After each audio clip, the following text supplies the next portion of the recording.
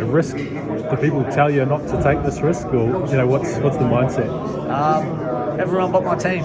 So look, it's where my team feels it's going to put me in the best position to win the fight after this one. So look, it's about really building on this fight and going into the next one. But it's a tough test. I'm not looking past this one by no means. Like, it's another test at world level, and that's what it's about. Getting back on the world stage, fighting another guy who's highly ranked, and putting on a good show, showing my ability again, but staying fresh, competing hard again, and really surging towards the undisputed title. Without overlooking him, obviously, but does it feel like preparations, almost camp for an Inoue fight starts now? It's felt like that all year.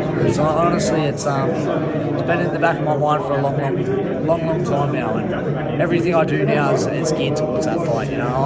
We're working on things now that are going to help me win that fight in December. So. Look, it's going to help me win this fight in July as well. But don't get me wrong. But my life at the moment is there's no fucking around, put it that way. So there's no give me's, no nothings. Everything I do is now to become not just fight Inoue, but just to become the undisputed champion of the world. So. Look, that's my goal. That's my aspirations. That's why I started this sport. I wanted to be a world champion. Didn't get in this sport to, say I was a millionaire or whatever. That some people are looking at going, you could be sacrificing the payday. I couldn't give a fuck.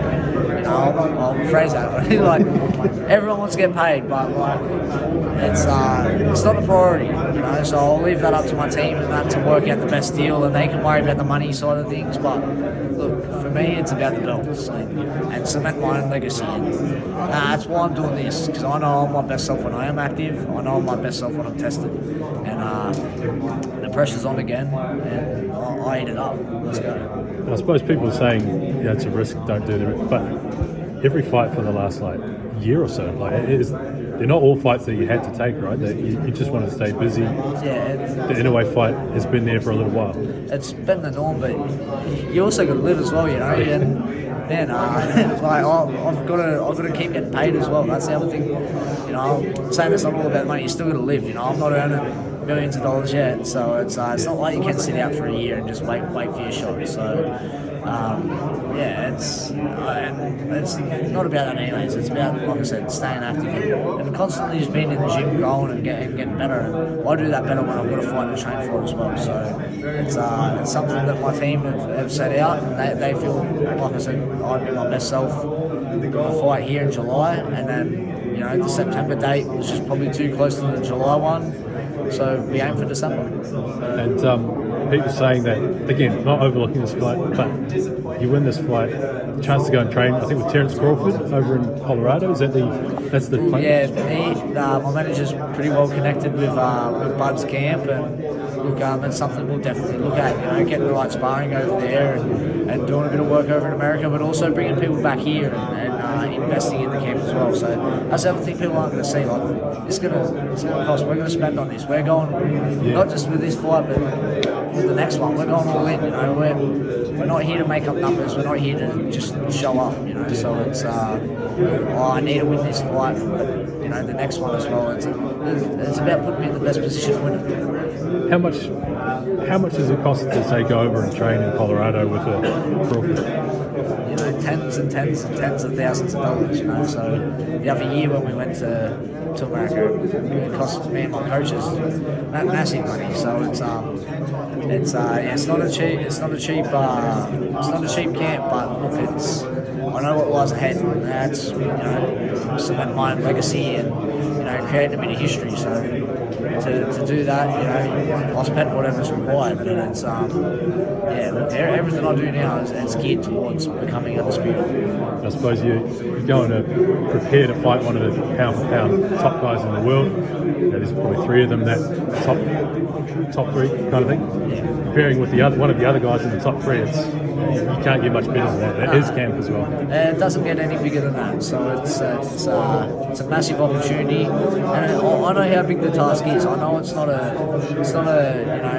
easy feat by no means, but that's what does excite me. To get in there and take that challenge on. But look, like I said, I've said it 100 times. My team feel I need to go through another test, to stay active and to put myself in the best possible spot. Not just to show up, but, like all these other blokes and get beat. I'm there to win it. So I'm gonna show up and, put my best foot forward in both these fights. 2 wins, undisputed. You were ringside a few weeks ago for Inoue's fight. Is there anything you can take out of just being sort of that close, up close, and especially seeing him get knocked down? Well, absolutely. It just goes to show he's human, but I don't get too caught up in all the hype and stuff. Anyways, he's a great fighter. He is a great fighter. I'm not going to sit here and say I've seen this, I've seen that. I knew everyone's human. Everyone can be hurt. Everyone can, everyone has their day. But I think that there's definitely things I can capitalise on and that I can exploit. And I'll be looking to do that when I get the chance to take that man on. And you were on his radar, but he pointed to you, confronted him in the ring. He definitely knows now, right? 100%. So it was pretty funny. We hustled our way forward to get those seats. So it was it was true Aussie fashion. Get there. We started about row 9. We ended up ringside. So it was a bit of a laugh. And then we started yelling out to him when he was up on the ropes, and he's called us into the ring. So he's obviously spotted me. So I'm on his radar. He's on mine, so look, it's a fight that's inevitable. It's going to happen. End of the year, we'll get it on for sure. Did you end up sitting in his family's seats at one point? Is that the story? Yeah, we're pretty certain they were his wife's seats or his kids' seats, but they come and we had to move over a few seats, and then my manager had the translator ready for someone else who came up, asked for whose seats it was we're mandatory, we're not moving. So, but thankfully no one came and pushed us out of the seats. But so we got to watch the whole fight from ringside. It was good, but we definitely hustled our way back into that position and to get those seats. Nice. And I suppose most people assumed that if you couldn't get Inoue here, it'd be in Japan. But I'm pretty sure the Saudis are pretty keen on it as well. Riyadh's potential. Yeah, look, it's I'm highly doubtful that it probably will happen here. He's with the sort of superstar he is. He's a massive draw, and I think maybe the only people that can take him out of Japan are the Saudis. So, look, Japan, Saudi Arabia, or if the Saudis promote in the States, maybe that's an option. But like I said, I'll get through this one first, and that's when talks will sort of happen. So it looks like I think his next one is going to be in Japan, but who knows after that?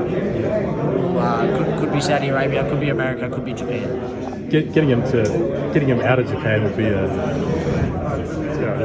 get him out of his comfort zone kind of thing, though, right? You get him to could be. It's a different experience for him, but I think he has travelled before, and look, I think that'd be a smart camp. I'm not relying on him travelling. I'm going to have to travel just as far.